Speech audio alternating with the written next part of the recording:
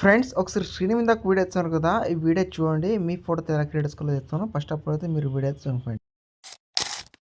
తెలిసిందే పిల్ల కన్నులకే వెలుగొచ్చేలా పలికిందే పిల్ల సరి వీడియో ఇచ్చాను కదా, మీకు ఈ వీడియో ఎలా అనిపించింది కామెంట్ చేయండి. అండ్ నచ్చితే మాత్రం చిన్న లైక్ చేసుకోండి. ఇంట్రెస్ట్ ఉంటే మాత్రం లాస్ట్ రోజు చూసేసుకోండి. ఫస్ట్ అప్పుడు వచ్చేసి మీరు ఇన్స్టాగ్రామ్ పేజ్కి అయితే వచ్చేయండి. ఇన్స్టాగ్రామ్ పేజ్కి వచ్చిన తర్వాత ఇక్కడ మన ఛానల్ ఫాలో అయితే అవసరం.